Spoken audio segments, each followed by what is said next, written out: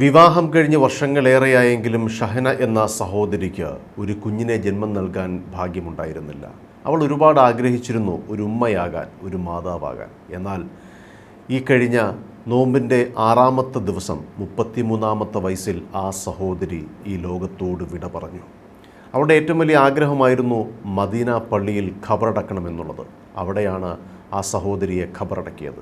എന്നാൽ ആ ഖബറടക്ക വേളയിൽ നടന്ന സംഭവങ്ങൾ ലോകമറിയണം. ജീവിതത്തിൽ ഒരു കുഞ്ഞിനെ താലോലിക്കാൻ ഷഹനയ്ക്ക് കഴിഞ്ഞില്ല. എന്നാൽ ഷഹനയെ അടക്കിയ ഖബറിൽ പ്രസവിച്ച് വെറും 3 ദിവസം മാത്രം പ്രായമുള്ള സുഡാനി സ്വദേശിയായ കുടുംബത്തിലെ അലി എന്ന ഒരു പൊന്നോമന മകനെയും ചേർത്താണ് ആ ഖബറടക്കിയത്. ഞാൻ പറയുന്നത് എൻ്റെ നാട് കരുനാഗപ്പള്ളി, അതിൻ്റെ അടുത്ത പ്രദേശമായ ക്ലാപ്പനയിൽ മതിലകത്ത് വീട്ടിൽ ഖബീർ എന്ന വ്യക്തിയുടെ മകളായി ജനിച്ച ഷാഹിനയെക്കുറിച്ചാണ്. ഷഹനയും ഭർത്താവ് ഷമീറും സൗദി അറേബ്യയിലാണ്.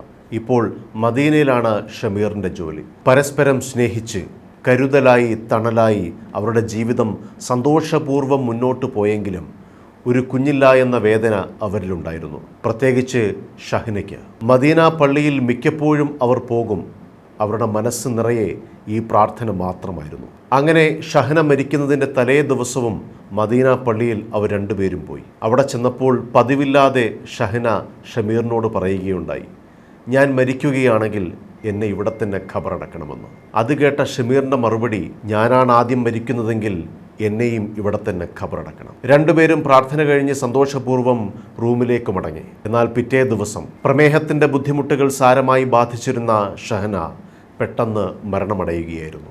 ആ സഹോദരിയുടെ ആഗ്രഹം പോലെ തന്നെ മദീന പള്ളിയിൽ ഖബറടക്കാൻ തീരുമാനിച്ചു. ജന്നത്തുൽ ബഖീ മദീനയിൽ സ്ഥിതി ചെയ്യുന്ന ചരിത്രപ്രസിദ്ധമായ ഇസ്ലാമിക ഖബറിടം. 10,000-ഓളം സ്വഹാബികളുടെ ഖബറിടങ്ങൾ ഇവിടെയുണ്ട്. പ്രവാചക തിരുമേനി ജീവിച്ച കാലം മുതൽ തന്നെ സ്വഹാബിമാരെ ഇവിടെ അടക്കം ചെയ്തിട്ടുണ്ട്. ആ മണ്ണിൽ അന്തിയുറങ്ങാൻ ആഗ്രഹിക്കാത്ത, സ്വപ്നം കാണാത്ത വിശ്വാസികളുണ്ടാകില്ല. അതിന് ഭാഗ്യമുണ്ടായ ഒരാളാണ് ഷഹന എന്ന സഹോദരി. നമുക്കറിയാം, വിദേശ രാജ്യത്തൊരു മരണം സംഭവിക്കുമ്പോൾ അതിൻ്റെ നടപടിക്രമങ്ങൾ വളരെ വലുതാണ്.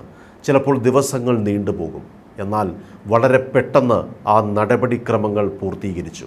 അതിനു മുന്നിൽ നിന്നത് ഷഹനയുടെ ഉപ്പയുടെ സഹോദരൻ കൂടിയായ സക്കീർ മതിലകത്തും മദീനയിലെ നവോദയ കൂട്ടായ്മയും അതിലെ ഓരോ പ്രവർത്തകരും, പ്രത്യേകിച്ച് നിസാർ കരുനാഗപ്പള്ളിയെ പോലെയുള്ള പ്രവർത്തകരും അതിവേഗം നടപടികൾ പൂർത്തീകരിച്ച് മഗ്രിബ് നമസ്കാരത്തിന് തൊട്ട് മുമ്പ് തന്നെ മദീന പള്ളിയിൽ ഖബറടക്കണമെന്ന ഉദ്ദേശത്തിൽ ഇവർ പുറപ്പെടുന്നു. ഷഹനയുടെ മയ്യത്തുമായി ഖബറടക്കുന്ന സ്ഥലത്തേക്ക് എത്തുമ്പോൾ ഒരു സുഡാനി കുടുംബം ആ ബന്ധുക്കളുടെ അടുത്തേക്ക് എത്തിച്ചേരുകയാണ്. ഒരാളുടെ കയ്യിൽ പൊതിഞ്ഞു വെച്ച ഒരു കുഞ്ഞ് ശരീരവും. പേര് അലി.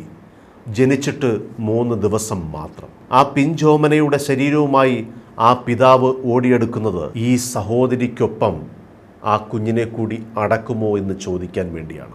ആ ചോദ്യം കേട്ട ഷഹനയുടെ ബന്ധുക്കൾക്ക് മറുപടി ഒന്നുമില്ലായിരുന്നു. സന്തോഷപൂർവ്വം ആ കുഞ്ഞിനെ ഏറ്റുവാങ്ങി. അങ്ങനെ അവരെല്ലാവരും ഒരുമിച്ച് ചേർന്ന് ഷഹനയുടെ നെഞ്ചോട് ചേർത്ത് ആ പിഞ്ചോമനയെ കൂടി ഖബറടക്കി.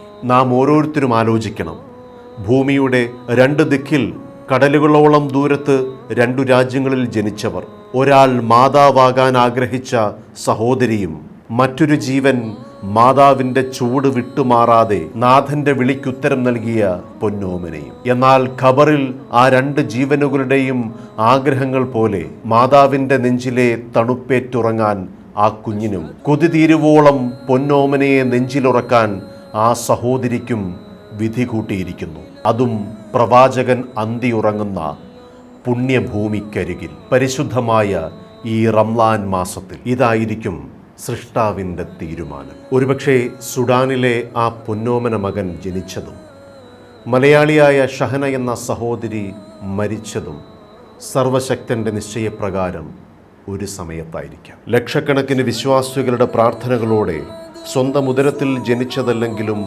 ആഗ്രഹിച്ചതുപോലെ അലി എന്ന പൊന്നോമനയുമായി ഷഹന ജന്നത്തുൽ ബഖീയിൽ അന്തിയുറങ്ങുന്നു.